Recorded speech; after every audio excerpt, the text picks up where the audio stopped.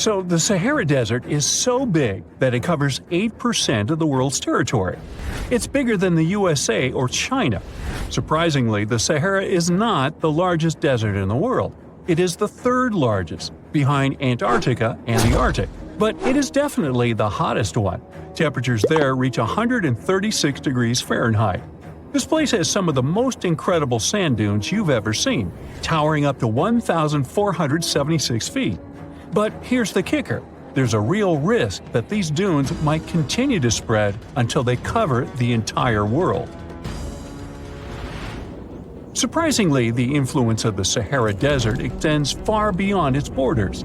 Its dust, carried by powerful winds, makes its way to the UK and across the European continent, particularly in winter.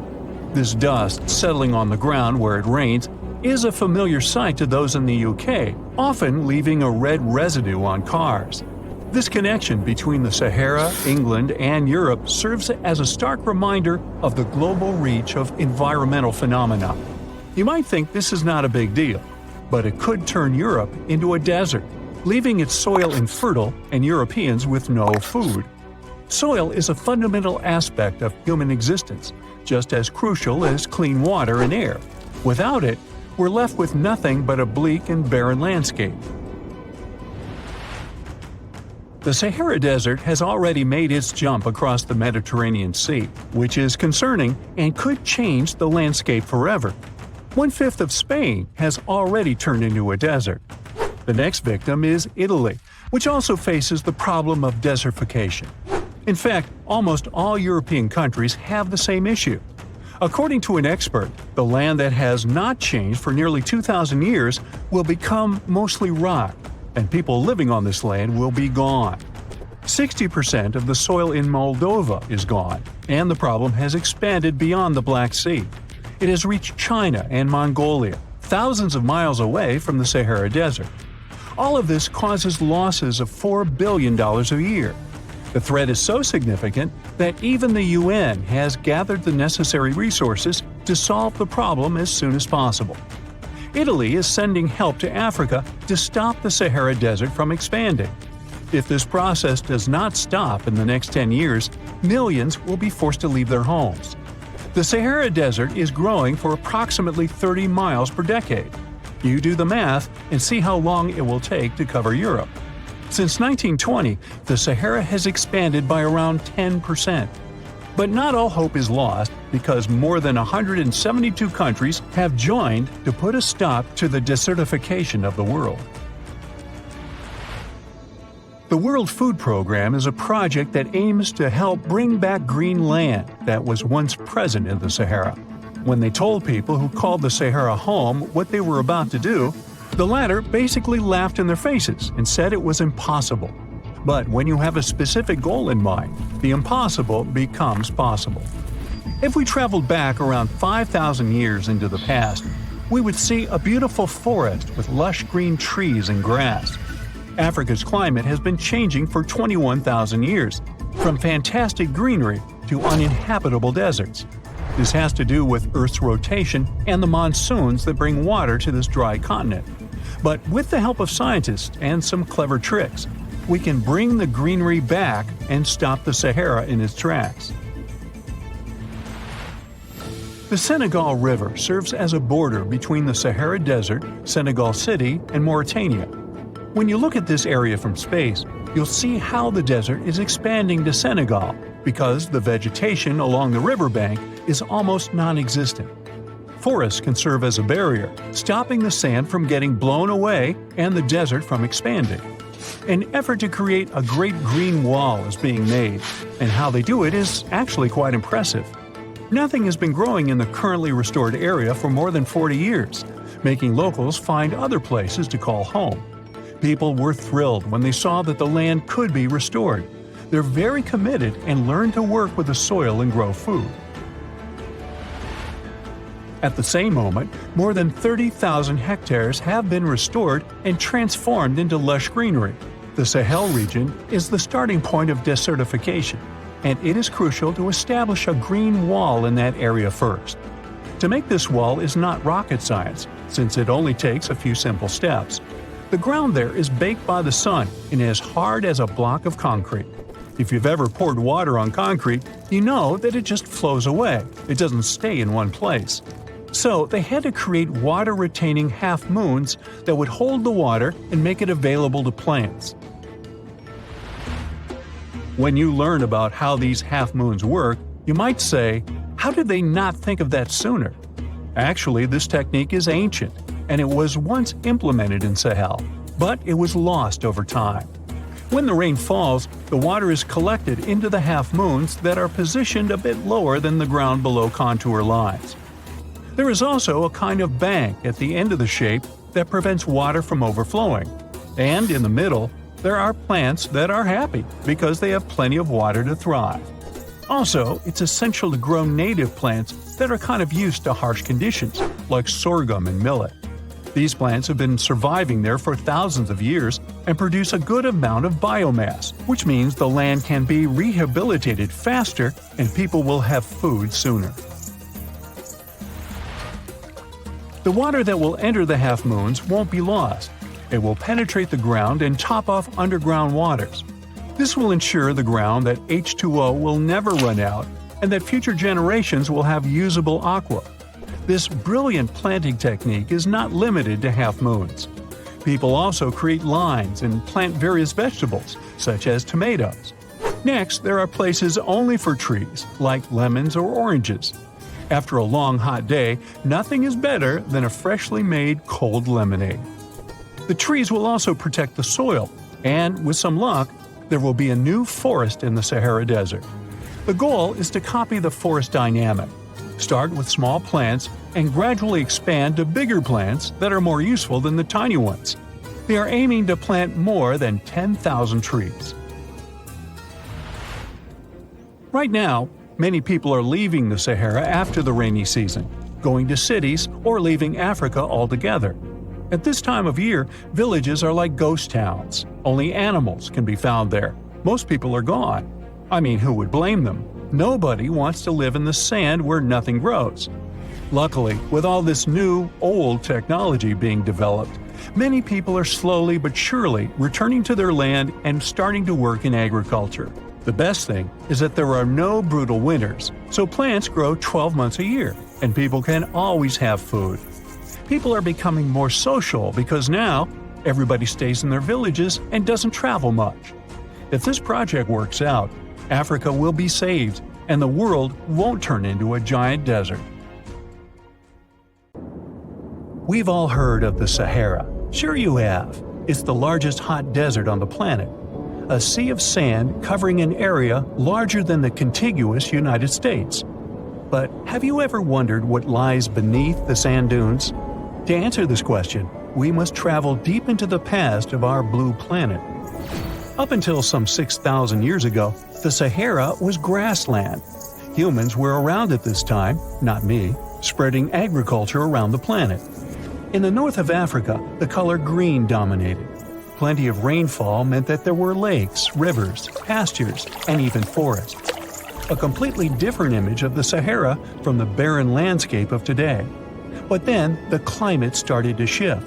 The region became parched, and the vegetation started disappearing. The wind did the rest. It took away the fine sediment after there were no plant roots to hold the ground together. Give it a couple thousands of years, and you get a familiar image of the Sahara. Sand and rocks stretching as far as the eye can see. But when it comes to volume, only a quarter of the Sahara is actually sand. The yellow sands of the Sahara are just one part of the story. The desert has many other features, such as gravel plains, salt flats, and plateaus. Makes you think if we understand the word desert correctly. For people who study such terrains, geologists, there is only one condition for defining a desert: precipitation. If an area gets little or no rain, then it's considered a desert. The Sahara certainly fits the bill. Its average annual rainfall is just 3 inches.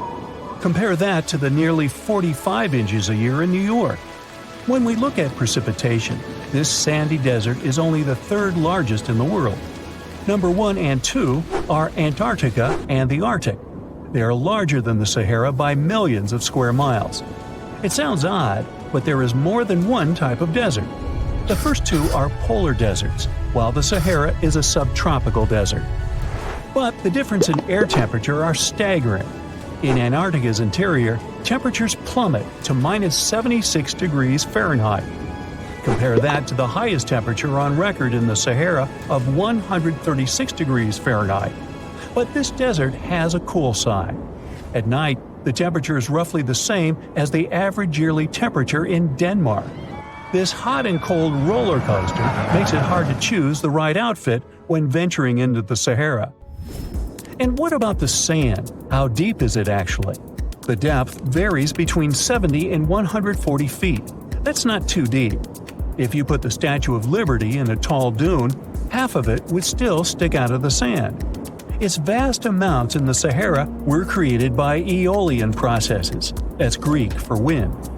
Over time, it blows and shapes the surface of the earth. In dry areas with sparse vegetation, winds erode the ground much faster. That's what happened in North Africa.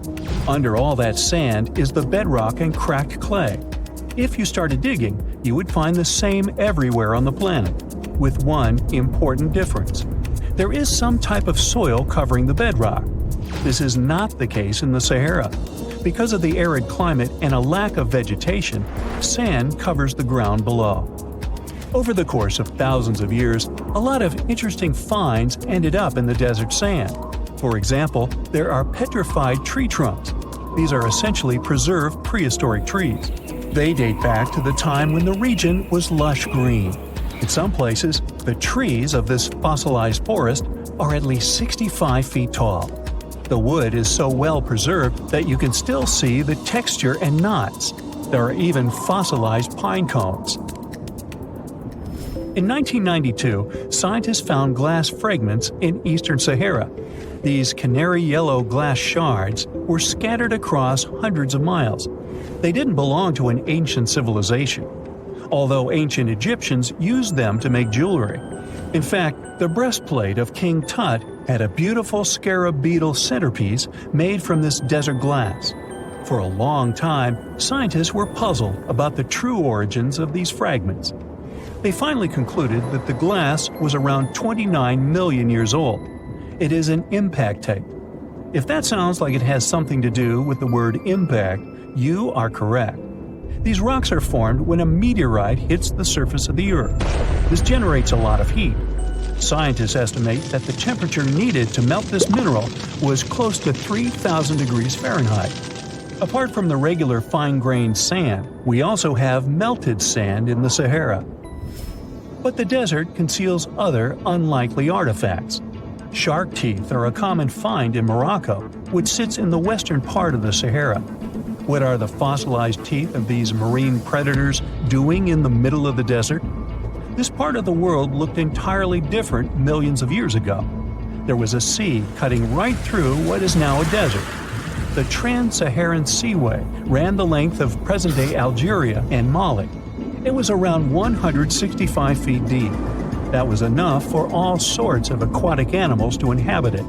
Large catfish, sea snakes, and of course sharks lived in the area. British archaeologists even unearthed a turtle shell in Mali in the 1980s. For centuries, there was even an entire city hidden under the desert. Timgad was a Roman outpost constructed by the Emperor Trajan around the year 100 in the current era.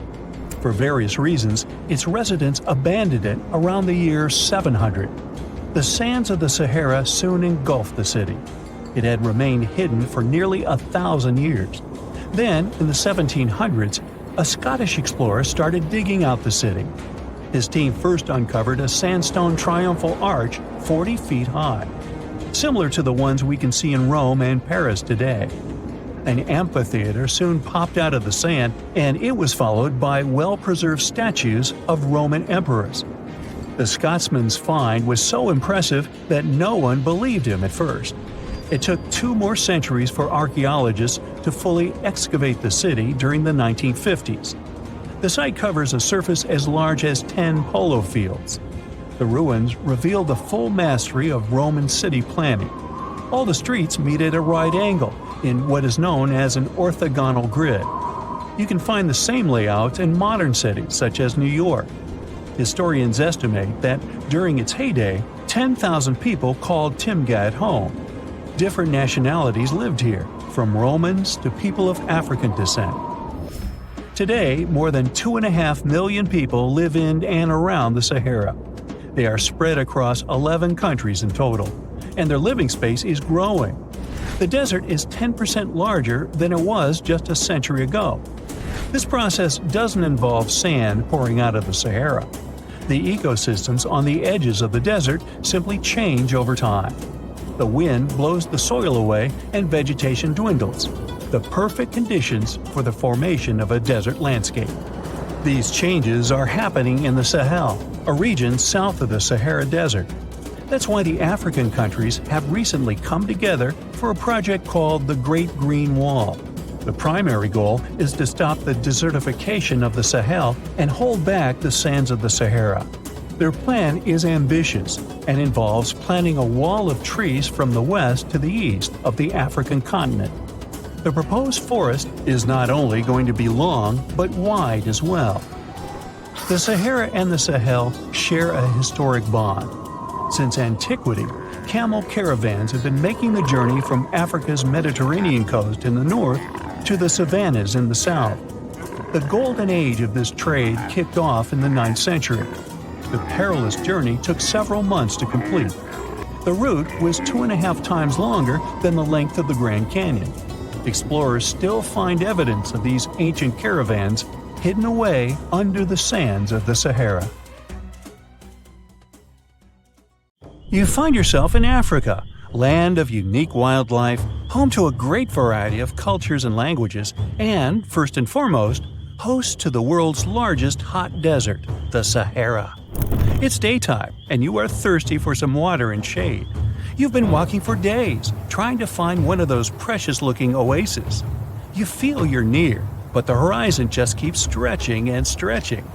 Your mind is tired, and your body is feeling all the heat. It's like you've eaten a full plate of hot pepper and then some more, judging by how much you're sweating. And when I say hot, think 100 degrees Fahrenheit hot, on average. No wonder this is happening. After all, you find yourself in the world's biggest hot desert. Now, I say hot desert since the biggest deserted landscapes are actually the cold ones, located in Antarctica and the Arctic. I see Antarctica's frozen desert is more or less the size of 1 million LAXs. Yep, the Los Angeles International Airport. The Arctic Desert is just a bit smaller than that. Now, in case you don't know, the Sahara Desert is located in northern Africa, stretching from the Atlantic Ocean all the way over to the Red Sea. It occupies an area large enough to place approximately 100,000 Disney World theme parks side by side. According to scientists, its boundaries are expanding. Deserts usually form in the subtropics because of what's called Hadley circulation. The air rises at the equator and descends into the subtropics. This circulation of air has a drying effect, which helps the formation of desert landscapes. Since the 1920s, the Sahara is considered to have expanded by over 10%. How is this happening? Well, let's start from the beginning. You probably know the Sahara Desert as one of the most inhospitable places on Earth today. Just FYI, for a place to be considered a desert, it has to receive less than 4 inches of rain per year.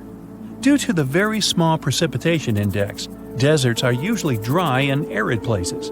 There is little humidity in the air, and daytime temperatures can go as high as 130 degrees Fahrenheit. Usually, there isn't that much animal and plant life because of the lack of water. But in the Sahara's case, it wasn't always like that. It may be difficult to imagine northern Africa without the tons of sand it has today. But about 20,000 years ago, the Sahara was actually one big oasis. Recent discoveries show clear evidence of what the scientists now call the Green Sahara. In the mid-1800s, a German explorer crossing the Sahara encountered some paintings and engravings that nomad artists had left behind. What he saw in those paintings looked nothing like his actual surroundings. Instead of an arid landscape with only camels and desert vegetation, the rock paintings depicted jungle animals like giraffes and hippos. There were even images of livestock and grazing animals such as cattle and sheep. something that seems impossible for modern-day Sahara. Artists usually draw what they see around them, so this finding really intrigued the German explorer. The drawings were so detailed that the artists must have had close contact with those animals. You can find this rock art spread out in the northern part of the African continent, from western Sahara to Saudi Arabia. Geologists soon took a keen interest in this and found the first clues to what this could mean. They have been able to confirm that, in fact, northern Africa was once much wetter.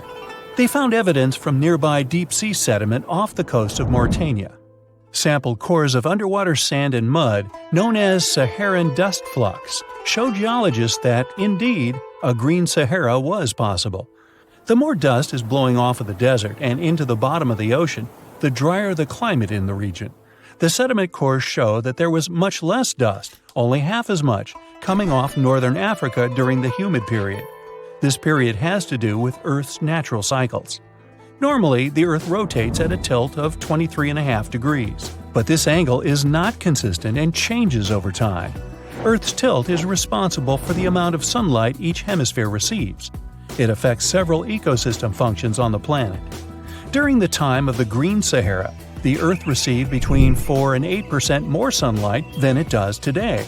So, when the Earth tilted about 20,000 years ago, the northern hemisphere received more direct sunlight, which affected humidity levels in the region. As the northern hemisphere got warmer, this affected monsoon activity, more specifically, the West African monsoon. Monsoons are wind systems that affect a region's rainfall index and humidity levels. As a part of the globe gets warmer, it allows for more air to rise. It combines with the wind to draw moisture up into the atmosphere. Little by little, northern Africa also became wetter. The increased moisture made the Sahara so wet that there were actual bodies of water in the region. As vegetation grew, the plants held onto moisture better than bare sand could. There is evidence of natural basins throughout the Sahara and lakes so big they would fit all of the U.S.'s Great Lakes inside of them. Archaeologists uncovered evidence of vibrant societies in what are now arid areas. It looks like ancient cultures were able to take full advantage of the African humid period. According to researchers, the human population peaked across the Sahara about 9,000 years ago. There are traces of fireplaces, hunting tools, fishhooks, and even mounds of fish bones. Records show that there have been over 230 green periods over the span of 8 million years. Solar radiation is always changing due to natural orbital cycles. That's why Earth will most certainly see another green Sahara moment. It might be thousands of years from now, but it will happen. The same way the Sahara turns green, it turns yellow again. Let's put it like that. All it takes is a significant axial tilt and a few years of readjusting. However, another phenomenon is calling the attention of scientists now. Recent studies by the National Science Foundation from the University of Maryland show the Sahara has expanded 10% over the past 90 years. This phenomenon is called desertification, which literally means fertile land turning into desert land. The Sahara Desert is now advancing into the semi-arid region of Sahel. In 1950, this region was home to 31 million people. Today, its population is over 100 million people. This rapid population growth has largely contributed to the Sahara's expansion. Farmers that were once nomads began settling down. Land usage grew more intense, aiding in weakening the soil. The demand for food has caused an overcropping of the land, so even more of it is turning into the desert now. The study also shows that natural climate cycles can affect rainfall in the Sahara and the Sahel. Scientists affirm that all deserts fluctuate, not only the Sahara. A desert's boundary may expand in the dry winter and contract during the wetter summer. South of the Sahara lies the Chad Basin. It is a natural body of water that now serves as an indicator of the Sahara's expansion. The Chad Basin is located in the region where the Sahara is advancing southward. An atmospheric and ocean expert from the University of Maryland explains that rainfall has reduced greatly in the entire region. Due to reduced rainfalls, there is less water across the entire basin, and even Chad Lake is drying out. Just like the Sahara, the Atacama Desert in Chile, deemed the world's driest, is also expanding. It is located north of the city of Santiago, and its southern border is expanding toward the Chilean capital. Because the climate is getting drier and drier here, the city of Santiago risks turning into an arid or semi-arid region itself. The once fertile valleys of local rivers that lived on agriculture and livestock for many generations are losing their revenues as Chilean land is turning into a desert. Since 2010, Santiago has received only a third of its annual rainfall. Outside of the city, farmers are digging holes in search of blue gold, or simply put, water. The situation here is very similar to that of Sahel. So tell me this, were you as surprised as I was to find out what has been happening in the Sahara region? Feel free to share in the comments below. Endless hot deserts seem lifeless at first glance. But among these sands, you can meet dangerous and sometimes creepy creatures. Some of them can only cause health problems, but some can stay in your memory forever. Let's get to know them, starting with dangerous ones and finishing with real nightmares. So, you're walking through a desert and see a big teddy bear with open hands. You understand that it's probably a mirage, but still, you come closer. You were right. It's not a plush toy, but a giant cactus. There's something strange about it. Thanks to some strange fluff, the branches resemble the arms of a teddy bear. However, this is not fluff, but thousands of thin needles, and they are the reason you shouldn't come closer. The cactus is called the jumping cholla, or teddy bear cholla. It grows in the desert areas of Arizona and in the northern part of Mexico.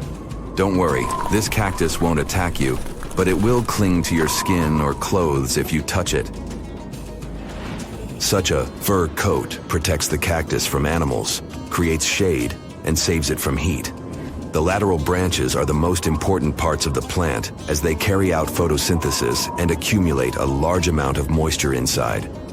So, despite all the danger, the cactus can be helpful for desert wanderers. And the danger here is needles. If you look closer at them, you will see they have the shape of hooks. One touch, and hundreds of thorns are already in your finger. It's pretty difficult to get rid of them, and the needles cause unpleasant, painful sensations. But the coolest thing about this cactus is the way it reproduces. The plant clones itself in a new place. When animals and people pass the jumping cholla and touch it, the cactus gives them a small piece of itself, along with the needles. As soon as you throw this piece to the ground, it takes root and starts growing.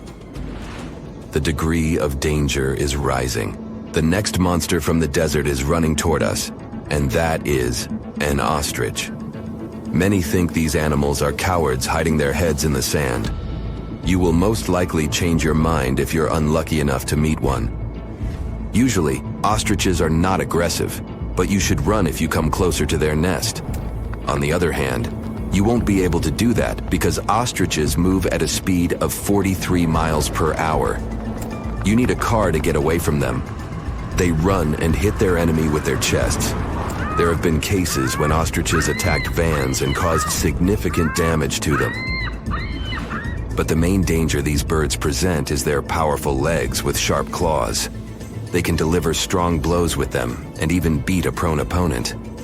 So yes, if you see an ostrich in the distance, go the other way. This small spotted lizard lives underground almost all the time in the arid deserts of the southwestern US and northwestern Mexico. Sometimes, it goes outside to find lunch. It only seems cute, but in fact, it's a dangerous Gila monster. Its thick skin protects the reptile from hawks, coyotes, and other predators. But its main protection is its venom. Snakes and spiders inject their toxins using long, needle-like fangs. The Gila monster clamps down and chews the prey to spread the venom. And when it bites a person, it can keep its jaws closed for a long time. Getting rid of the animal is a tricky feat. People who have experienced the effects of the venom say it feels as if hot magma passes through the veins. Despite this, the lizard turned out to be useful for science. Doctors used its venom to create medicines for diabetes and obesity. The time has come. Now you're about to meet one of the creepiest creatures living in the desert. Be quiet and listen to the silence. Stand still. There's no one around. Suddenly, you hear some hissing coming from below. You lower your head and see it. A big yellow spider the size of a human palm with strong jaws and long legs hides in the shadow of your body. In horror, you run away from this monster, but it goes after you. It isn't easy to do it in this situation, but try to calm down. The creature isn't interested in you. It wants only your shadow to hide from the scorching sun. Anyway, it's better not to touch it. The powerful jaws of the camel spider can cause unpleasant sensations, to put it mildly. And, by the way, this creature isn't really a spider. Yeah, it belongs to the class of arachnids, but it's a separate species, Sulpagid. It likes to bite. It's fearless and pretty aggressive. The spider preys on insects, lizards, rodents, and small birds. It can also move at a speed of 10 miles per hour. For their small size, this is very fast. You need to be a professional athlete to run away from it. Most often, you can find camel spiders in the deserts of the Middle East, but they also live in Mexico and the southwestern US. These runners are nocturnal and try to avoid the sun during the day, so they are always hunting your shadow. By the way, they got their name because they often hide in the shadows of camels. You won't hide from them during the day, but they will also want to come after you at night, especially if you make a fire. Sulpugids always run to the light in the hope of eating something. Some species of these spiders make a hissing sound to scare their enemies away. Now, let's calm down for a second and leave the hot desert. We're going into the humid tropics of Tanzania. Under tree bark, fallen leaves, and in dark caves, you can meet one of the most terrifying creatures on Earth, a tailless whip scorpion. Imagine a big scorpion without a tail, with a flat body that looks like it has been pressed by something. It's similar to spiders, but has no venom glands and can't spin a web. This monster is silent and fast, but the scariest thing is its 2 front claws, twice as long as the creature itself. Any prey it catches will never escape. Life in a dark cave has spoiled its eyesight, so the whip scorpion tries to avoid sunlight. During molting, it climbs up to the ceiling and slowly comes out of its old skin. Imagine directing your flashlight there and seeing small cocoons out of which pale spiders with excessively long legs crawl. If you really meet it, be calm and slowly go away as far as possible. Be careful. The flat scorpion can crawl under your clothes in a second and bite you in the stomach. And that's not the worst part. Okay, this is a joke. This pretty guy is one of the shyest and most harmless creatures among spiders and scorpions. It's afraid of you and will never attack. Many consider it beautiful and keep whip scorpions in glass terrariums. If you want such a pet, carefully watch it so that it doesn't run away from its house. If it happens, it will be pretty challenging to catch it again. In a matter of moments, it can get under your bed or go through gaps in the floor. Then it'll go to your neighbor's apartment through a ventilation system and scare people there. Okay, how about one more scorpion? It's not as creepy as the other creatures in this video, but it's the most venomous scorpion in the USA. This is the Arizona bark scorpion. The problem is that you can see it in the desert, in your home, or in the yard. These dangerous venomous beasts crawl into rooms and often sting people. One time is enough to cause pain, similar to a bee sting, but someone with an allergy may experience paralysis, breathing problems, and other health issues. A comfortable abode with a gorgeous view of the Mediterranean Sea will serve as a perfect rain shelter. Well, this is what a real estate advertisement might have looked like for Neanderthals 100,000 years ago. Welcome to the weird and wonderful caves you could live in, or not. Of course, back then, neither real estate and advertising had been invented yet. Never mind the fact that Neanderthals couldn't build houses and often lived in caves. Yet, one of those caves looks an awful lot like a residential building. It's situated inside a high limestone cape called the Rock of Gibraltar.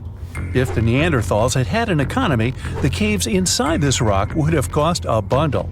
Navigators discovered it in 1907. They just spotted a big hole inside the fortified rock. For many years, scientists have studied this place and found some traces of Neanderthals. They discovered ancient tools in the cave and bones of old animals. But the coolest thing was, they found 4 caves inside the rock. It was like a residential complex.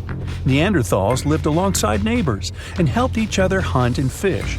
They created feather decorations and painted abstract drawings on the walls. Imagine our ancient predecessors hanging out in these caves 100,000 years ago. And now, scientists hang out there and study the primeval past of Neanderthals in detail. At the end of 2021, archaeologists uncovered a gap inside one of the caves leading to an unknown tunnel. They crawled through this hole and opened a new space under the cave roof.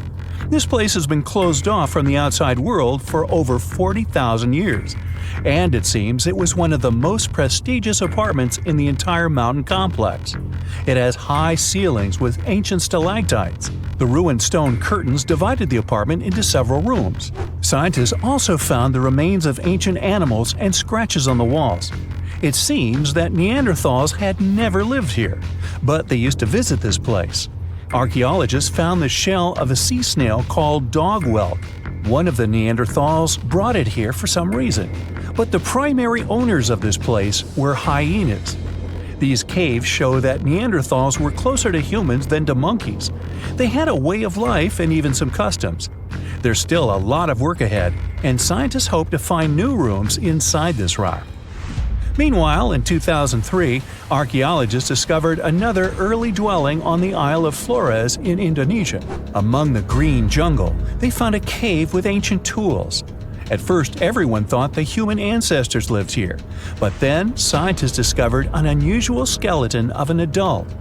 A thorough analysis showed the skeleton belonged to a 30-year-old woman, 3.5 feet tall, just above the waist of an average adult. The woman's weight was equal to the weight of an adult shepherd. The skeleton didn't belong to Neanderthals or Australopithecines. It was a new unknown species, which scientists called Homo floresiensis, or simply the Hobbit. Also, there were remains of unusual ancient animals in the cave. It was an elephant the size of a cow, some large storks, and giant rats. Archaeologists have found out that hobbits were not the owners of this place. The main inhabitants were the rats the size of a cat. Maybe they were fighting the hobbits. Some analysis shows that Homo floresiensis wasn't our direct ancestor. They were in a separate branch of evolution. The hobbit skeleton looks more like that of a monkey than of modern humans. In 2009, in the dense jungle of Vietnam, archaeologists discovered Son Don, the largest cave in the world. If you go inside the cave and shout, you'll hear your echo a long time. In some places, the height of this cave reaches half the height of the Empire State Building, and the total area is larger than one central block of New York. Son Don is one of the 3 caves in the Vietnamese jungle. Many intricate mazes connect these caves. Inside, you can find unique plants and trees that live separately from the outside world. It's a real underground jungle. In some places, you can find collapsed ceilings that let the sunlight in.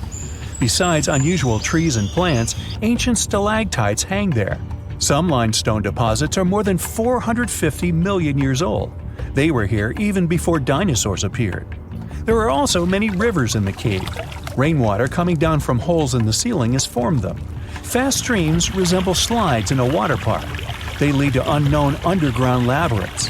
Scientists have studied only a small part of all these caves. The next unusual cave is in New Zealand. Hundreds of thousands of fireflies live inside. Each of them glows with a blue light. Together, they light up the cave.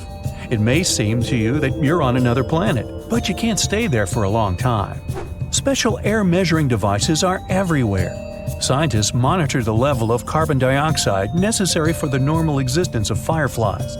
These insects are sensitive to the environment. If there are many people in the cave, or they stay there too long, the park staff will ask them to leave the place. It's like you're literally stealing oxygen from the fireflies. We've seen some pretty amazing caves so far, but how about a scary one? We're going to the desert of Yemen's Al-Mara province. What we're looking for is not a cave, it's just a black hole in the ground right in the middle of the desert. It's big, the size of a basketball court. It's not its size that could scare you, but what's inside. Scientists are still not sure what it is. From the depths of this black abyss, a disgusting smell of rotten eggs constantly comes out, and sometimes you can hear some strange, frightening sounds. The blackness of the giant hole in Yemen absorbs all the sun's rays, so you won't see what's there even with a powerful flashlight. People flew over this place by helicopter. They filmed using drones and the most powerful lenses, but they didn't catch anything except darkness. It looks like a big ink spot in the middle of golden sand. The locals are afraid to approach this place. They believe the cave leads to another dimension where evil creatures live. At the moment, the giant hole in Yemen is one of the most poorly studied and mysterious phenomenon of nature. How did it appear? How old is it? Where does it lead? Scientists are trying to find the answers to these questions. There are theories that the hole appeared because of construction work. Geologists drilled the soil nearby in search of minerals. It could have caused fluctuations in the Earth's crust and collapsed the surface. But no one can prove this theory, yet. And now, imagine a place where sunlight has not penetrated for more than 5 million years. There's little oxygen, and it's cold and damp. Still, life is born in this place, not only microbes and bacteria, but also something bigger. The living conditions in this cave are very different from the usual ones, so, in a sense, this cave is like another planet. It's the Movil Cave in the southeast of Romania, near the Black Sea. The entrance is a small hole in the ground. Inside, a tunnel leads deep below the surface. The levels of hydrogen sulfide and carbon dioxide are above normal inside the cave. The air here is half as much oxygen as on the surface. People can't be here without an oxygen mask, but other creatures living here can. The cave is home to 48 species of living organisms. 33 of them are unknown. Here you can meet some unusual insects, white snails and white spiders, millipedes with huge whiskers, transparent shrimp, and unique species of leeches.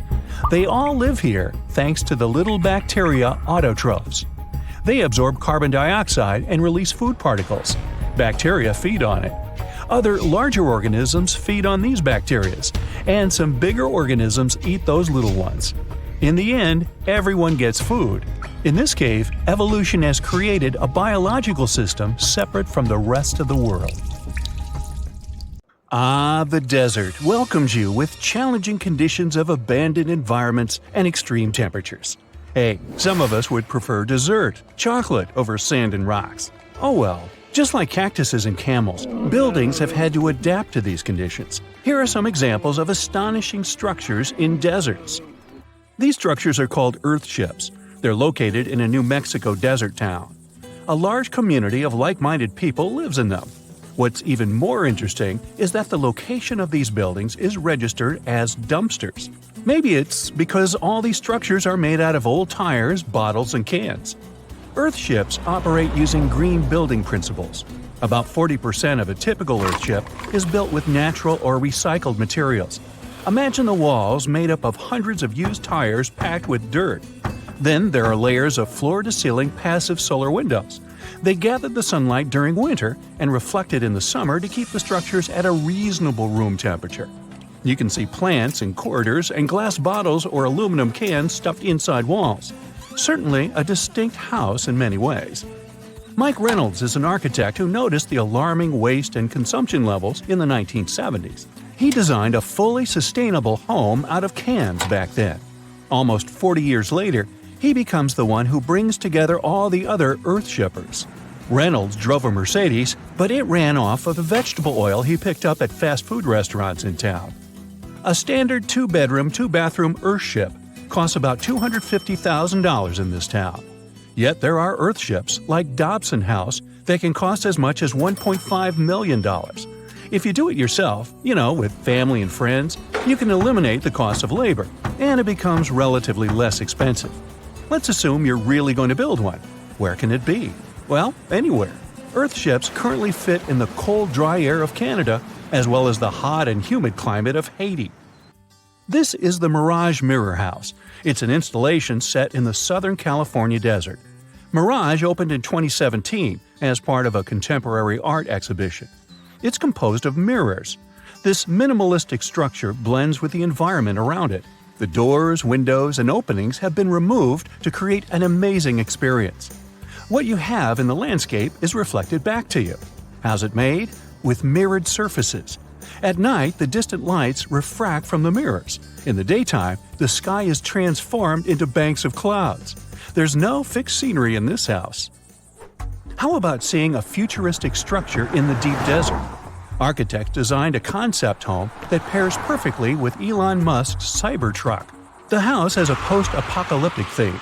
I mean, when I say post-apocalyptic, it's because I can't say it. Anyway, the house is designed to survive in a disaster scenario.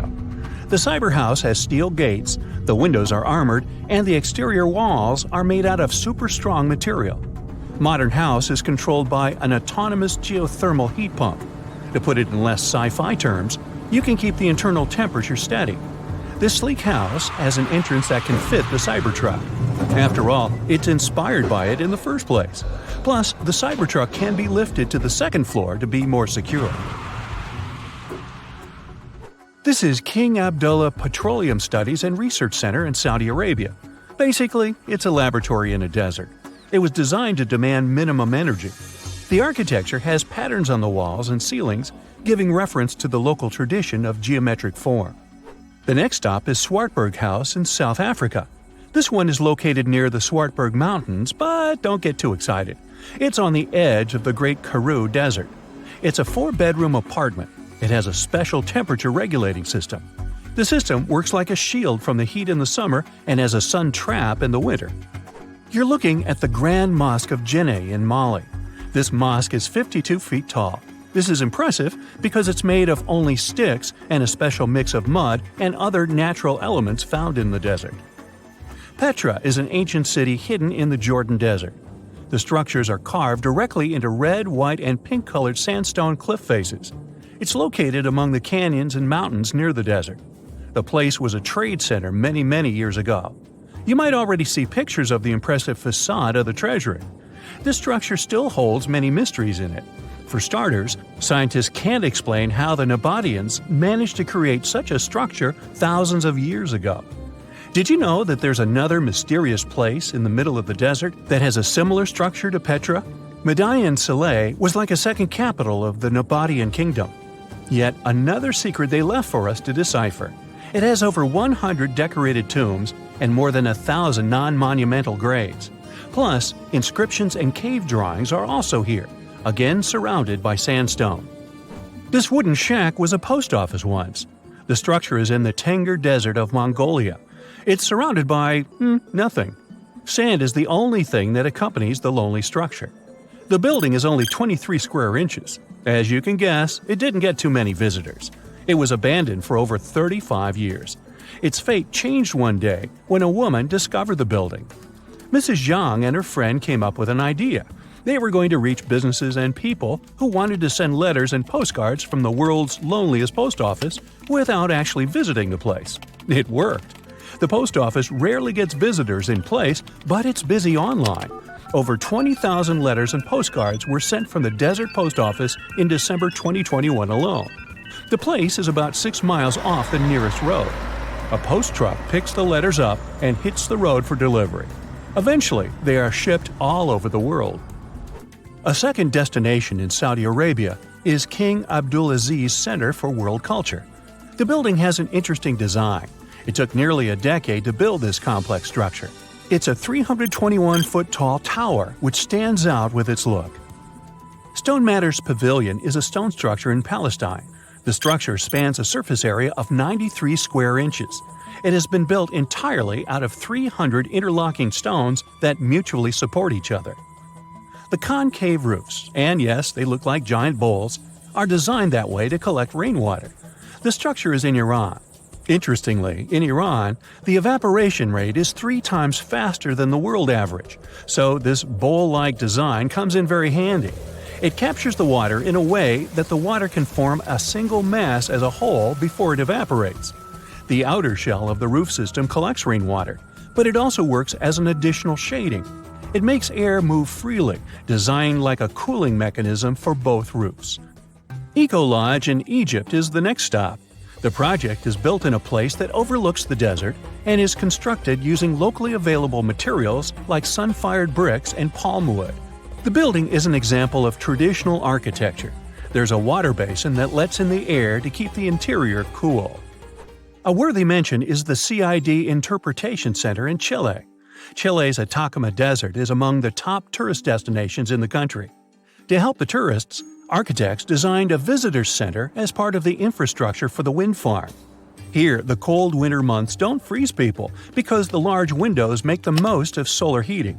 What's even more interesting is that the building is designed to go completely dark at night. Imagine you somehow bumped into the building by accident.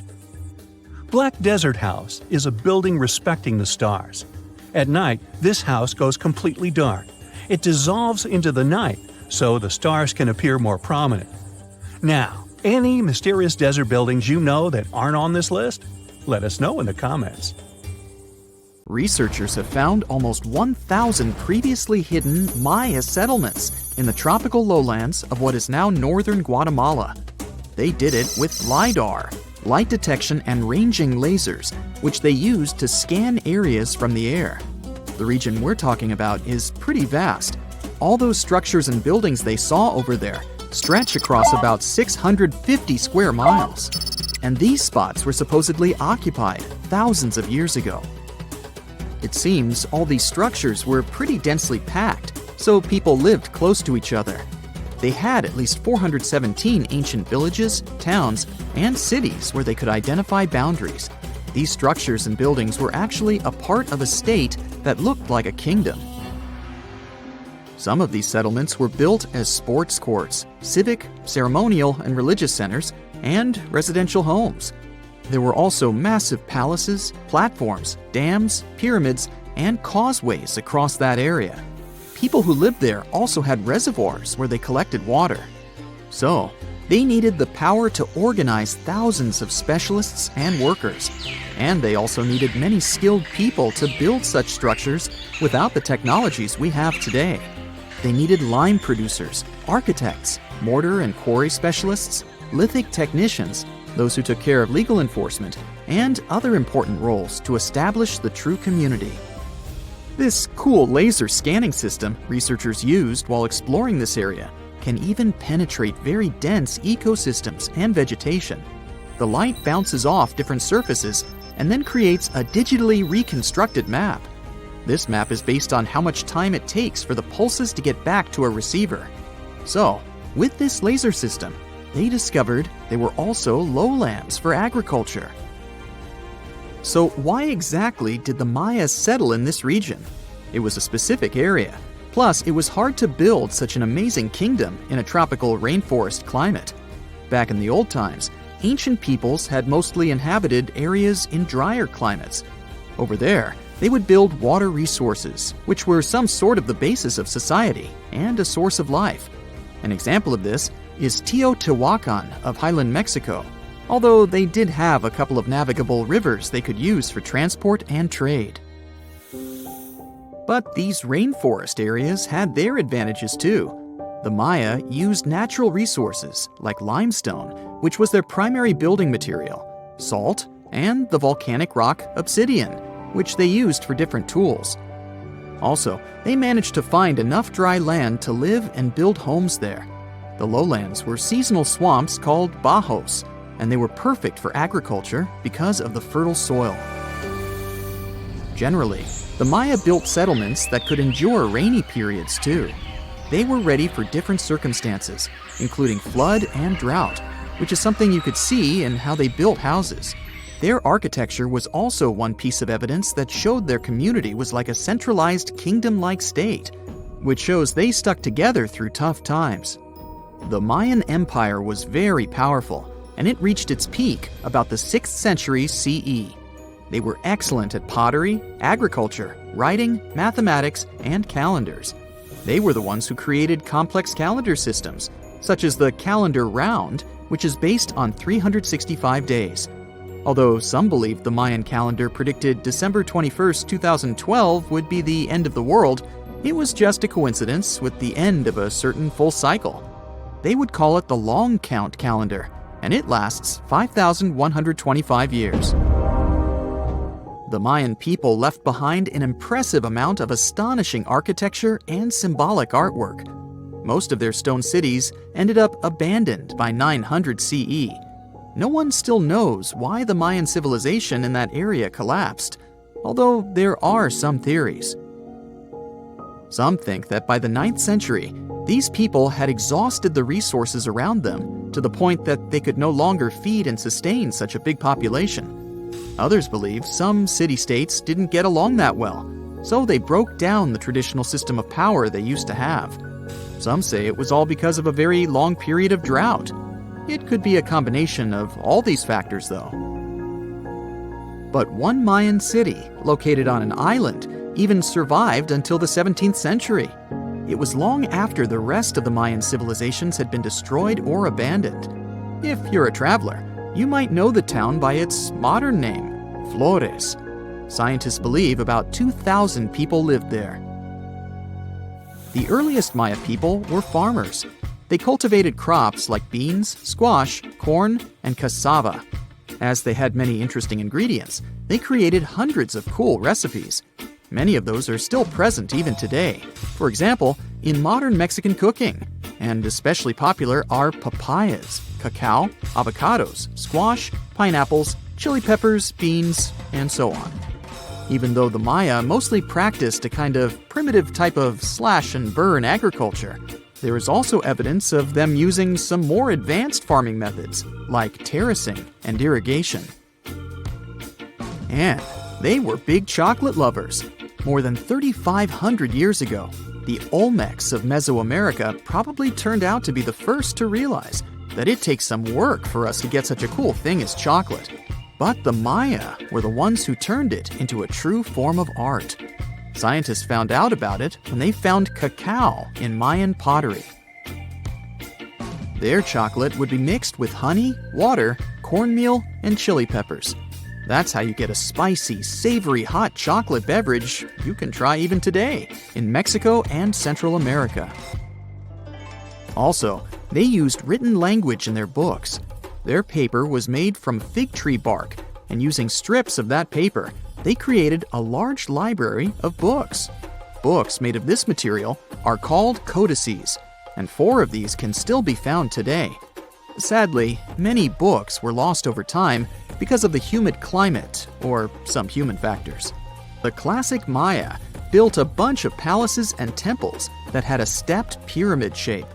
They decorated them with inscriptions and reliefs, which have earned them the reputation of being incredible artists of Mesoamerica. For the Mayans, flat foreheads were the most desirable thing on someone's face. They were generally really into aesthetics, and having a flat forehead was one of the main things where you could meet their highest aesthetic standard. They also liked to glam up their looks with makeup and clothing. Also, the Mayans were master tattoo artists. Actually, they were one of the first civilizations that started doing such forms of body art. They had a rich culture and believed in many things, such as fairies. Many civilizations across the globe believed in these mythical creatures, which had different names everywhere.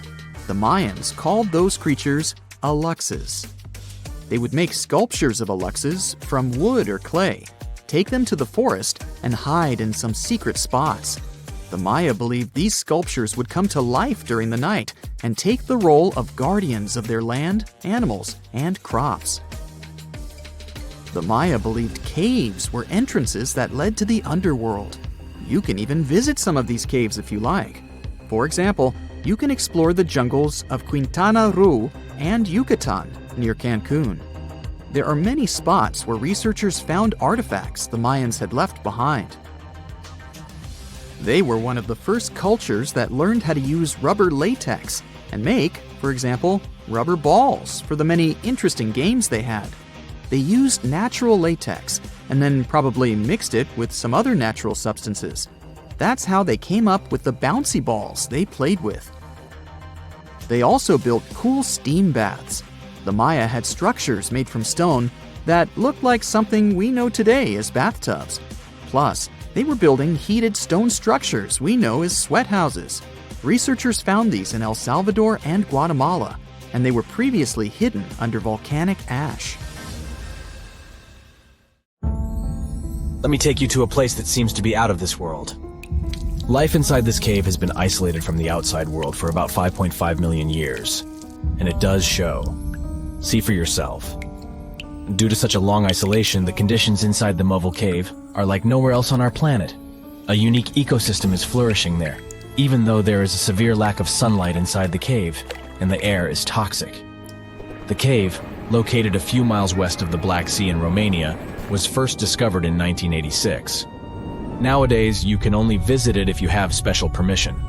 Plus, the central caverns are guarded naturally by narrow limestone tunnels and vertical shafts. So, if you're no stranger to claustrophobia, you'd probably better not enter this place. In the depth of the cave, the air has twice less oxygen than the air outside. Instead, it contains a lot of carbon dioxide and hydrogen sulfide, so not the freshest air you can breathe.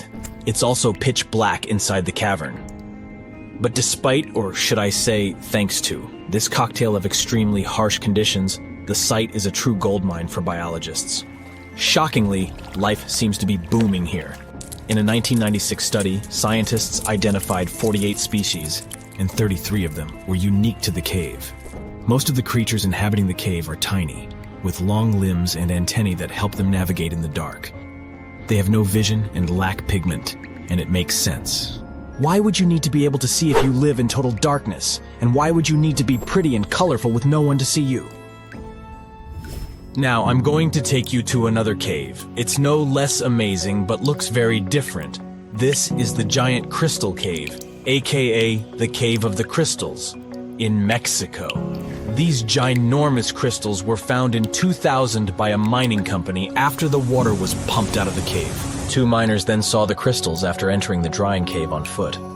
These awe-inspiring crystals are actually massive gypsum pillars hidden 984 feet underground. They're anchored to the walls and the floor of the scorching hot cave. Scientists estimate that the crystals could have been already growing for 500,000 years. That's why many of them are so long and wide that you can walk across them. Unfortunately, visiting this wonder of nature is impossible at the moment. But maybe it's for the better, since the Giant Crystal Cave is a dangerous place that can easily turn into a trap. For tens of thousands of years, it was filled with groundwater, which was originally pushed upward into the opening by a magma chamber located in the depths of our planet. The magma under the cave kept the water hot, but eventually the temperature of the water dipped below 136 degrees Fahrenheit. As a result, the water started to fill with calcium and sulfate, whose particles began to recombine into gypsum. And then, white-tinted crystals took over the cave. And since they stayed underwater, they were able to keep growing. You don't have to fly to space to take a closer look at a black hole. Scientists have found something very similar to black holes in the southern Atlantic Ocean. A black hole has such an enormous gravitational pull that once something gets pulled inside, it doesn't have any chance to escape. Even light can't get out of a black hole. But ocean black holes seem to be almost as powerful as their space relatives. But instead of catching the light, they do the same with water. Ocean eddies are massive whirlpools that spin against the main current. They usually swirl billions of tons of water, and most of them are larger than a city. These whirlpools are so powerful that nothing trapped by them can escape. But the scariest thing is that you might not even notice heading into one of them. These things are so huge that you won't spot their boundaries until it's too late. When scientists started exploring ocean vortices with the help of satellites, they discovered the borders of several eddies. After that, they managed to prove that, mathematically, these whirlpools are the same as mysterious black holes in space. Massive eddies are surrounded by super-tight barriers where fluid moves in closed loops. Even water can't get out from the inside of these loops. That's why tight ocean vortices play the role of enormous containers. Water inside them can be totally different from the ocean surrounding an eddy. And I'm not only talking about its temperature. The salt content inside and outside a whirlpool often differs as well. On the thin Curonian spit splitting the Baltic Sea from the Curonian Lagoon, there is one of the most bizarre places on Earth. Locals call this area the Dancing Forest because pine trees in this forest have shockingly unusual shapes. They twist in spirals and circles along the ground. There are some theories why it could be happening, of course. Some people claim that huge amounts of positive and negative energies once clashed in that spot. More down-to-earth individuals believe that the reason is geological. Sandy soil in the area is too unstable to hold trees growing upright. The most popular is the idea that strong winds blowing from the water influence the shape of the trees. In any case, experts haven't come to the final conclusion yet. Look at these underwater crop circles. For the first time, they were spotted in 1995, close to southern Japan's coast.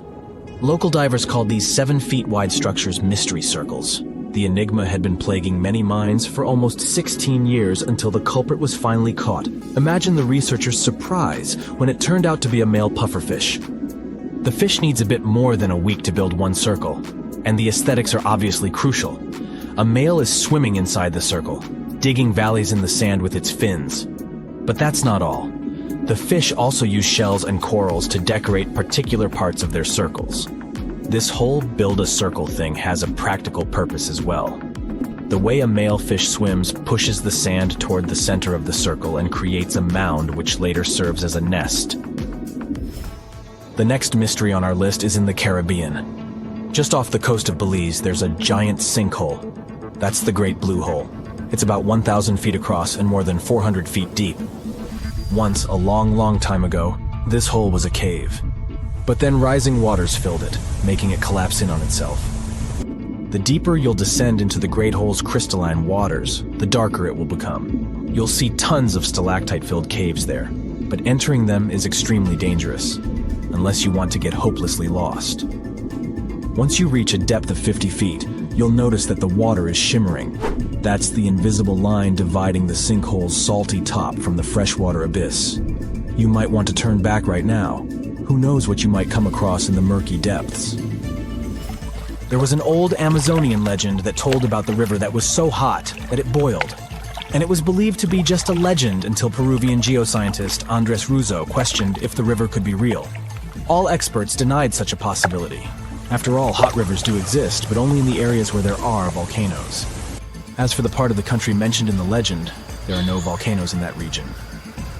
But Andres Russo was too dedicated to give up. And in 2011, he finally located the river from the legends. The water in it was indeed steaming hot.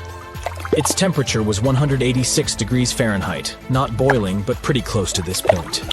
But what shocked the researcher the most was the size of the river. One could think that the almost boiling water was the result of the activity of an underwater hot spring. But thermal pools are always small, while the river is 20 feet deep and flows for almost 4 miles. This is the only river of its kind on our planet.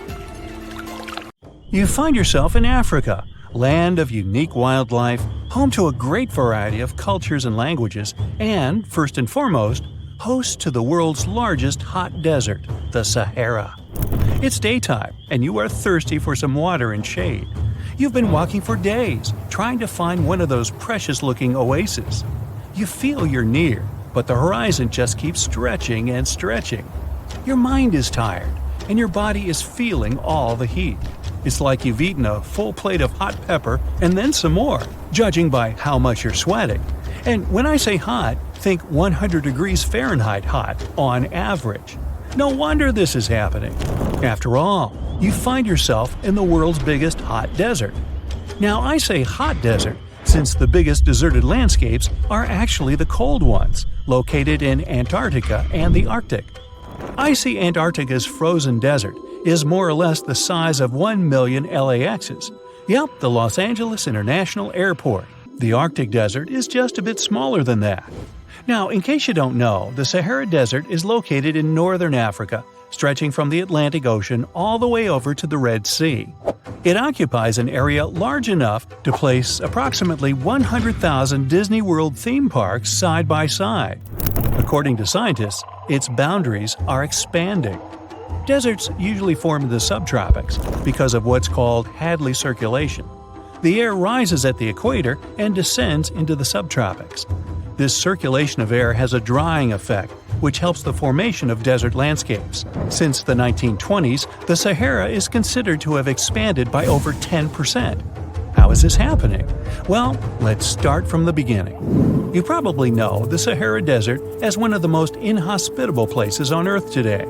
Just FYI, for a place to be considered a desert, it has to receive less than 4 inches of rain per year.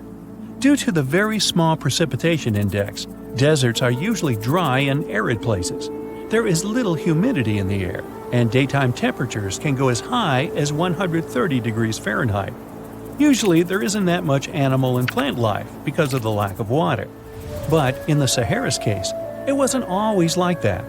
It may be difficult to imagine northern Africa without the tons of sand it has today. But about 20,000 years ago, the Sahara was actually one big oasis. Recent discoveries show clear evidence of what the scientists now call the Green Sahara. In the mid-1800s, a German explorer crossing the Sahara encountered some paintings and engravings that nomad artists had left behind. What he saw in those paintings looked nothing like his actual surroundings. Instead of an arid landscape with only camels and desert vegetation, the rock paintings depicted jungle animals like giraffes and hippos. There were even images of livestock and grazing animals such as cattle and sheep, something that seems impossible for modern-day Sahara. Artists usually draw what they see around them, so this finding really intrigued the German explorer. The drawings were so detailed that the artists must have had close contact with those animals. You can find this rock art spread out in the northern part of the African continent, from western Sahara to Saudi Arabia. Geologists soon took a keen interest in this and found the first clues to what this could mean. They have been able to confirm that, in fact, northern Africa was once much wetter. They found evidence from nearby deep-sea sediment off the coast of Mauritania. Sampled cores of underwater sand and mud, known as Saharan dust flux, show geologists that, indeed, a green Sahara was possible. The more dust is blowing off of the desert and into the bottom of the ocean, the drier the climate in the region. The sediment cores show that there was much less dust, only half as much, coming off northern Africa during the humid period. This period has to do with Earth's natural cycles. Normally, the Earth rotates at a tilt of 23.5 degrees, but this angle is not consistent and changes over time. Earth's tilt is responsible for the amount of sunlight each hemisphere receives. It affects several ecosystem functions on the planet. During the time of the Green Sahara, the Earth received between 4 and 8% more sunlight than it does today. So when the Earth tilted about 20,000 years ago, the northern hemisphere received more direct sunlight, which affected humidity levels in the region. As the northern hemisphere got warmer, this affected monsoon activity, more specifically the West African monsoon. Monsoons are wind systems that affect a region's rainfall index and humidity levels. As a part of the globe gets warmer, it allows for more air to rise. It combines with the wind to draw moisture up into the atmosphere. Little by little, northern Africa also became wetter. The increased moisture made the Sahara so wet that there were actual bodies of water in the region. As vegetation grew, the plants held onto moisture better than bare sand could. There is evidence of natural basins throughout the Sahara and lakes so big they would fit all of the U.S.'s Great Lakes inside of them. Archaeologists uncovered evidence of vibrant societies in what are now arid areas. It looks like ancient cultures were able to take full advantage of the African humid period. According to researchers, the human population peaked across the Sahara about 9,000 years ago. There are traces of fireplaces, hunting tools, fishhooks, and even mounds of fish bones. Records show that there have been over 230 green periods over the span of 8 million years. Solar radiation is always changing due to natural orbital cycles. That's why Earth will most certainly see another green Sahara moment. It might be thousands of years from now, but it will happen. The same way the Sahara turns green, it turns yellow again. Let's put it like that. All it takes is a significant axial tilt and a few years of readjusting. However, another phenomenon is calling the attention of scientists now. Recent studies by the National Science Foundation from the University of Maryland show the Sahara has expanded 10% over the past 90 years. This phenomenon is called desertification, which literally means fertile land turning into desert land. The Sahara Desert is now advancing into the semi-arid region of Sahel. In 1950, this region was home to 31 million people. Today, its population is over 100 million people. This rapid population growth has largely contributed to the Sahara's expansion. Farmers that were once nomads began settling down. Land usage grew more intense, aiding in weakening the soil. The demand for food has caused an overcropping of the land, so even more of it is turning into the desert now. The study also shows that natural climate cycles can affect rainfall in the Sahara and the Sahel. Scientists affirm that all deserts fluctuate, not only the Sahara. A desert's boundary may expand in the dry winter and contract during the wetter summer. South of the Sahara lies the Chad Basin. It is a natural body of water that now serves as an indicator of the Sahara's expansion. The Chad Basin is located in the region where the Sahara is advancing southward. An atmospheric and ocean expert from the University of Maryland explains that rainfall has reduced greatly in the entire region. Due to reduced rainfalls, there is less water across the entire basin, and even Chad Lake is drying out. Just like the Sahara, the Atacama Desert in Chile, deemed the world's driest, is also expanding. It is located north of the city of Santiago, and its southern border is expanding toward the Chilean capital. Because the climate is getting drier and drier here, the city of Santiago risks turning into an arid or semi-arid region itself. The once fertile valleys of local rivers that lived on agriculture and livestock for many generations are losing their revenues as Chilean land is turning into a desert. Since 2010, Santiago has received only a third of its annual rainfall. Outside of the city, farmers are digging holes in search of blue gold, or simply put, water. The situation here is very similar to that of Sahel. So tell me this, were you as surprised as I was to find out what has been happening in the Sahara region? Feel free to share in the comments below.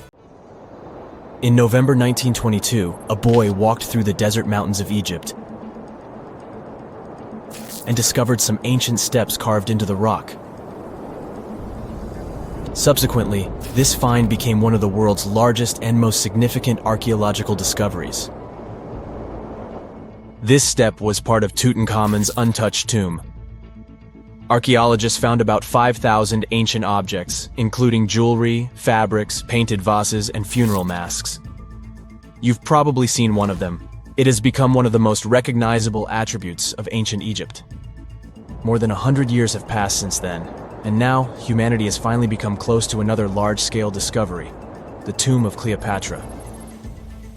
This queen was the last active ruler of the Ptolemaic Kingdom of Egypt, who sat on the throne from 51 to 30 BCE. There are many ancient records about Cleopatra, her reign, and her unusual personality, but until now, no one has discovered the secrets about her passing away in the burial place. So, one archaeologist, Dr. Kathleen Martinez, has been studying ancient records and temples around Alexandria for decades and concluded that the tomb of the queen should be located under the ancient city of Taposiris Magna, founded in 280 BCE. It was a big city on the northern coast of Egypt where tens of thousands of people were engaged in trade and industry, and it seems that Dr. Martinez's guesses turned out to be correct. She and a group of archaeologists have discovered a secret underground tunnel near Alexandria, with a length of about 0.8 miles. It was cut into the rock under Taposiris Magna's temple. During further excavations, they found many things that indicate Cleopatra's tomb lies in the tunnel's depths. It's also possible that she is buried there together with the Roman commander, Mark Antony. According to ancient records, Cleopatra and Mark Antony loved each other and together opposed the Roman Senate, which declared Antony a traitor. The fact that natural disasters have occurred on the territory of Taposiris Magna for thousands of years can complicate the excavations. Earthquakes and floods destroyed the city and possibly flooded its underground tunnels. But archaeologists hope the ancient tomb remains untouched, and that it hides many treasures and records about the royal life of ancient Egypt during the reign of the last dynasty. There's a chance that excavations will go underwater and in the mud. This will require much time and funding, but archaeologists are sure it's worth it. Anyway, it's too early to say that Cleopatra is really buried there, but scientists have found many things in the tunnel that confirm this, including clay pots, dozens of coins with the image of Cleopatra and Alexander the Great, as well as a bust with the image of the Egyptian queen. Cleopatra is still one of the most popular personalities in Egypt, on an equal footing with Ramesses III and Tutankhamun.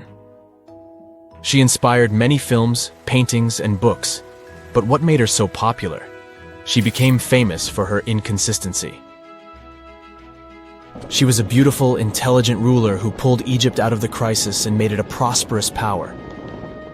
Medieval Arabic texts say she knew chemistry, mathematics, and philosophy, and may have written several scientific books. She knew several languages and had excellent diplomatic skills. At the same time, there are many legends that she was a femme fatale who drove many men crazy. However, there's no evidence that her beauty was incomparable. The image of a stunning model was created by Hollywood when it made several films where famous actresses performed the role of Cleopatra. And the Roman Emperor Octavian, the adopted son of Julius Caesar, specially created the image of Cleopatra as an insidious seductress because he was her enemy. Even though she was born in Egypt, Cleopatra wasn't an Egyptian. Her ancestors were Greeks, among whom was one of the generals of Alexander the Great. However, the people of Egypt loved her. She learned the language and was very sensitive to the traditions of this country. She knew the history, mentality, and customs of ancient Egypt well. She raised the level of its economy and strengthened its status as a world power. Much of this was made possible thanks to her cunning and impressiveness. She loved theatrical performances and lavish celebrations. She knew how to surprise people and put on a show. But behind the exterior image of a luxury lover was an intelligent and calculating ruler. Ancient Egypt was a rich, luxurious country, and Cleopatra did everything to increase its wealth and strengthen its position in the international arena. For example, she was once in conflict with her brother Ptolemy XIII Odd. The queen knew that she wouldn't be able to resist him, so she decided to attract Julius Caesar to their side. The Roman emperor arrived in Alexandria, where Cleopatra wanted to meet him, but Ptolemy knew about her plans and was about to prevent her from coming to Caesar. Then, instead of a rich and noisy arrival, Cleopatra decided to make her visit inconspicuous. She wrapped herself in a carpet or linen bag the emperor's servants carried into Caesar's private chambers. Cleopatra emerged from the carpet and impressed the Roman emperor with her beauty and determination. As a result, they fell in love with each other and became close allies. After some time, she impressed another influential Roman for diplomatic purposes. She arrived to meet Mark Antony on a golden barge with purple sails and silver oars. Cleopatra was dressed in the image of Aphrodite and sat under a magnificent canopy. Her servants dressed like cupids and were blowing her fan and burning incense. But Cleopatra created such a show for a reason. She knew that Antony revered Greek mythology and considered himself the embodiment of Dionysus. As a result, he was so impressed with this woman that he ended up marrying her. Cleopatra defended her crown, strengthened her alliance with Rome, and bore Antony 3 children. In Egypt, they threw big parties and enjoyed wealth with power. However, the relationship of a high-ranking official with the Egyptian queen caused a scandal in Rome. Octavian was Antony's primary opponent in the struggle for power, so he exploited the situation to darken the competitor's reputation. He used propaganda to make Cleopatra an insidious seductress in the eyes of Roman citizens. He accused Antony of succumbing to her charms. The Roman Senate supported Octavian and declared Cleopatra an enemy. In 33 BCE, this conflict reached a high point when Antony's navy clashed with Octavian's fleet. The latter won and forced his enemy to flee to Egypt with Cleopatra. According to some records, they took refuge near Alexandria. Pursued by the Romans, they hid in one of Cleopatra's palaces and met their end. Some legends say that Cleopatra was an expert in poisons. She provoked a venomous snake, a viper or an Egyptian cobra, to bite her. Also, according to another legend, she pricked herself with a poisonous needle. There's a theory that Cleopatra always carried an ampule with poison inside her hairbrush. And when she was cornered, she soaked the needle with this poison and pricked herself. None of this can be said for sure. Scientists are still trying to find out the truth. Perhaps when they reach Cleopatra's tomb, the world will get more answers about her tragic fate. She is considered the last ruler of Egypt. After her passing, Octavian plundered her palaces and temples and returned to Rome, where he became the main emperor. He successfully ruled the country and expanded its borders. His reign ended when he turned 75. World history would have looked different if Cleopatra and Mark Antony hadn't lost that naval battle. By the way, did you know that more time has passed between Cleopatra's reign and Neil Armstrong's flight to the moon than between the reign of the Egyptian queen and the construction of the Great Pyramid of Giza? Armstrong took a step on the Earth satellite in 1969, 38 years after the birth of Cleopatra. And the construction of the pyramid took place in 2560 BCE. Imagine how long the history of ancient Egypt is. Cleopatra is closer to us in time than to the pyramids. Under the burning sun, among the sand dunes, somewhere in the Sahara Desert, you're walking in search of an ancient treasure. Finally, you find a strange rock in the sand. It's big, looks like a large piece of black coal or rock, but something shiny on its surface makes the rock unusual. This unique find is the oldest thing that has ever been discovered on our planet. This rock was born long before Earth appeared in outer space. The unusual meteorite was found in 2020 in a remote area of the Sahara Desert. Scientists have analyzed the isotopes of magnesium and aluminum on the stone's surface and found that its age is about 4.5 billion years. At the moment, this is the oldest sample of magma from space in history. It belongs to a small protoplanet that didn't have time to form completely. It happened a very long time ago when our solar system was forming. Many huge asteroids were floating in space. Some of them were formed into huge celestial bodies, which later became planets. The big rocky planets were absorbing the smaller ones. The rock was part of a little protoplanet that just began its formation, but another huge asteroid destroyed it. The planet shattered into billions of pieces. Some of them became part of other planets. Some flew outside the solar system, and one piece that had been wandering in space until our Earth was formed.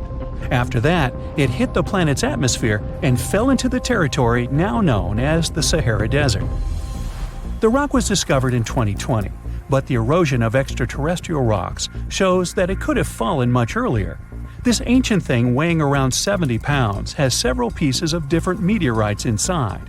In simple words, it's a volcanic rock consisting of lava. It has cooled, solidified, and crystallized. That's why you notice the glitter. Scientists hope that further study of the rock will help to learn more about our solar system foundation. The biggest asteroid discovered in the U.S. is the Willamette. Its size is 84 square feet, and its weight is more than 15 tons. This is half the weight of a bus. Several people can fit on the surface of this outer space object. But the coolest thing is that it's not a rock like most meteorites that were found. Willamette is made of nickel and iron. This massive piece of metal was discovered in 1906. Now, the huge rock is kept at the American Museum of Natural History. The largest meteorite ever found is Hoba. It's located in Namibia, and people have never changed its position because it's too heavy. The weight of Hoba is 60 tons. It's heavier than a tank. The next space-related event occurred on February 28 in southwest England. On this day, a huge flash lit up the sky. Then there was a loud crash. Several residents opened the doors of their houses and noticed a black sooty spot on the lawn. They immediately guessed what had happened and reported the discovery to the British Meteorite Observation Network. If you ever find a meteorite, report it to some geological research or space center as soon as possible. The longer a space rock lies on the ground, the faster it loses its value. Rain, dust, snow, wind, scorching sun, all these factors damage the surface of the meteorite. It makes it difficult to study the celestial object. The meteorite found in England looks like coal, but it's way softer and more fragile. It most likely used to contain frozen water. The rock is part of a huge asteroid that plowed through outer space when our solar system hadn't fully formed yet. They found a unique combination of minerals inside the rock. It can help scientists learn more about the origins of the solar system and life on Earth. Now we're heading to Germany, to the small town of Nördlingen. A huge ancient meteorite's hidden here. It's very difficult to notice it unless you know the secret of this town. You're walking along the cozy little streets and looking at the buildings with beautiful architecture. You spend the whole day there and don't find anything that reminds you of a meteorite. To solve the mystery, you need to get out of town. So you climb a high hill and see that the city is located inside a pit. For a long time, locals were sure the house was located in the crater of an extinct volcano. If you look at the houses from a certain angle, you may notice an unusual shining coming from them. In the middle of the 20th century, a group of geologists came here and immediately declared that the crater doesn't look like a volcanic one. The town was built on a huge crater left by a meteorite. The huge celestial body fell here about 15 million years ago. It was so hot that the carbon bubbles inside instantly turned into small diamonds. When people were building this city, they didn't know they were using expensive stones, since the diamonds were hardly visible. The locals never attached importance to the fact that the city walls shine unusually in the sun. Now they believe this place was built from diamonds that had fallen from the sky. Our next stop is in the UK again. This time the rocks are of an earthly origin. The famous Stonehenge. People place circles of rocks here in a certain order. Everyone knows about this archaeological monument, but no one knows the reason for its creation for certain. Another construction built out of mysterious rocks was discovered just 2 miles away. It's called Superhenge. It's bigger, heavier, and takes up more space. Each plate here is 15 feet, which is about the height of 2 floors. Once, the stone stood vertically and formed a huge semicircle. But someone pushed the stones over about 4,500 years ago. It was a college prank. No, not really. That's why they couldn't be detected for a long time. Scientists still can't solve the mystery of Superhenge, but they believe the standing vertical stones were part of some huge monument. Some other amazing rocks are located in the south of Costa Rica. There are big ones, the size of a human, and there are smaller ones, the size of bowling balls. And they all have a perfectly round shape. These giant rocky spheres were created by people. It must have taken years of polishing using stone tools to get the perfect round shape. These balls are incredibly heavy, but can easily roll like a basketball. All the rocks are of a different age. Some of them were created about 2,500 years ago. Most of them are made of molten volcanic magma. Until now, scientists don't know for what purpose these stones were used. They were found in different parts of Costa Rica, near big cities. It's possible that ancient civilizations installed them specifically to show the greatness of local kings. Also, many experts believe the rocks were used as a tool for studying astronomy. The people who knew their purpose of the rocks had disappeared, and the history of the stones was lost along with them. Let's finish our journey with the coolest archaeological find. You're walking through the desert of Peru and climbing a low hill. You look down and notice the surface of the hill is covered with strange lines. You walk far away and see a huge cat on the hill. Such a drawing is called a geoglyph. Its length is around 120 feet, which is about half the size of a Boeing commercial jet. Archaeologists discovered the giant cat in 2020 and found out that it had been created somewhere between 200 and 100 BCE. This huge drawing is part of a mysterious group of different pictures. In addition to the cat, there are other animals, plants, and fantastic figures. All of them were found in the desert of Peru. The kitten was found by chance. Archaeologists didn't see it at first because natural erosion on the hillside had almost erased the silhouette.